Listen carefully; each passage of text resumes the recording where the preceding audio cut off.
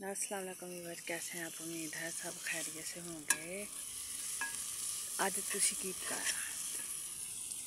असी तो अज भिंडियां लगे ਆਪਾਂ। नवे नवे मौसम दी आई हैं तो बड़ियां अच्छियां लगदियां। वैसे भी हर छोटे वड्डे नूं पसंद हुंदियां। बस इन्हां दे एक मसला हुंदा कि किलो भी जे लै लईए ते इहदे च प्याज किलो ही पाउणे पैंदे ते ओहदे नाल जाके फिर एक डंग हुंदा। बाकी तुसी सुनाओ, ठीक ठाक जे? अपने अपने घरां च राजी बाजी जे? जिंदगी कैसी गुजरन रही है?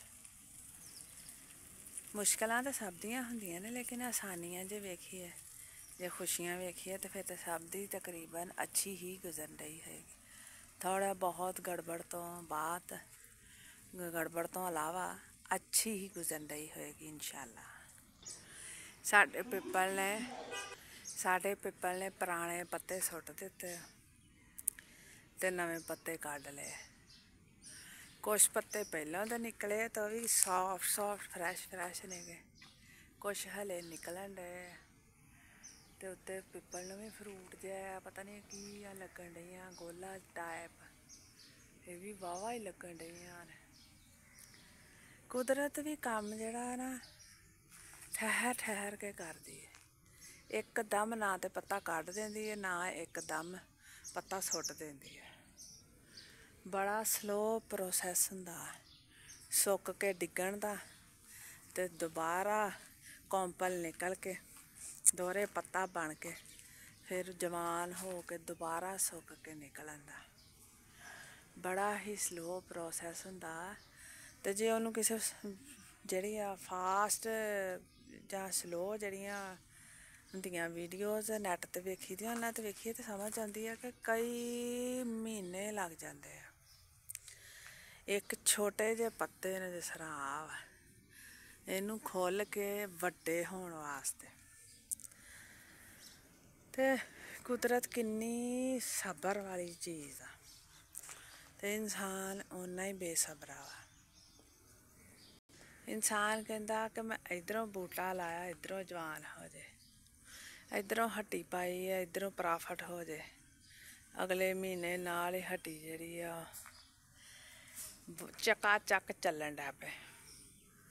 इदां तो नहीं हुंदा ना, जे एक बूटे ते एक पत्ता लगन वास्ते कई महीने लग जाते हैं ते साडे अपने जिहड़े काम कीते होए उन्हां नूं भी ते किन्ना चिर कई साल लग जाते ने। बस सानू बड़ी दूरबीन वाली अख जिहड़ी आ ओह रख के ते समझ के चलण दी जरूरत हुंदी है ते सबर करन दी जरूरत हुंदी है, इंतज़ार करन दी जरूरत हुंदी है, तवक्कल करन दी जरूरत हुंदी है। ते हरगिज़ नहीं हुंदा ना, मेरे ख्याल च हरगिज़ नहीं कि हर कोई भी इंसान जिहड़ा हर वक्त तवक्कल च रवे, हर वक्त सबर च रवे। नहीं, कदी उन्हें उत्ते भी जाना सोचना, कदी उन्हें थल्ले जान दा सोचना। इंसान हर तरह सोचदा, अल्लाह ने उन्हें बनाया है ताकि वह हर तरह सोचदा। बस जरूरी ये है कि असी जिहड़ा किसी गल नूं या किसी मकसद नूं किन्नी देर लैके चल सकते हैं, किन्ना क उहदे ते इंतज़ार ते किन्ना क सबर ते किन्ना क तवक्कल ते किन्नी क दुआ कर सकते हैं। इत्थों फिर पता लगदा कि मौजे हुंदे आ कि नहीं हुंदे, फिर बंदे दे ईमान दा ते यकीन दा पता लगदा। तुहाडी जिंदगी च कोई इदां दा वाकया होया होवे, कोई मौजा होया होए ते ज़रूर दस्सिओ, मेरा भी ईमान वधेगा। मेरी जिंदगी च होया सी कि मैनू अल्लाह ने बेटा अता कीता सी ते बहुत देर बाद दिता सी ते ओह मेरा मौजज़ा सी। मेरे वास्ते अल्लाह ने मेरा बेटा मैनू अता किया, वह मेरे लिए मौजज़ा हो गया। ते तुसी जिहड़ा तुहाडी जिंदगी च होया है जरूर शेयर करियो। अपना ख्याल रखियो ते खुश रहो। अल्लाह हाफिज़।